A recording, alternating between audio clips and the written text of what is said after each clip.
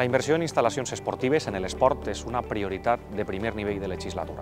Per això hem presentat el Pla Resol, de millora, de manteniment i d'ampliació de les nostres instal·lacions esportives. Sols en la primera fase, ja immediatament, anem a invertir 4,3 milions d'euros en diverses noves i remodelades instal·lacions esportives.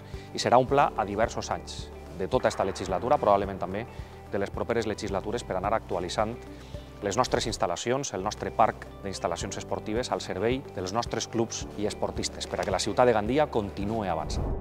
Què hem fet? Licitat una nova empresa de manteniment, millorat el centre esportiu del Grau, homologat el camp de béisbol de la platja, inaugurat el millor skatepark de la Comunitat Valenciana, acondicionat els vestuaris del Fort Llopis, adjudicat el bar del poliesportiu a una nova empresa d'hostaleria, instal·lat un nou marcador en el Guillermo Olagües, oberts nous parcs de calistènia al poliesportiu, a Benipescar i a l'Avinguda del Grau, millorat la pista poliesportiva del Raval. Què anem a fer? Millorar el pavelló multiusos del poliesportiu municipal, renovar el pavelló d'halterofília, canviar la xespa artificial de l'estadi Guillermo Olagüe, millorar i condicionar els camps de futbol de Roís de Corella, donar més cobertura a les instal·lacions esportives i prioritzar i encarregar ja la redacció del projecte del tartan de la pista d'atletisme. Som conscients de les necessitats, però també de la seva prioritat. I com les coneixem i coneixem la realitat i les reivindicacions dels clubs i dels esportistes, actuem i resolem. Serà una de les prioritats de legislatura i se començaran a veure els resultats.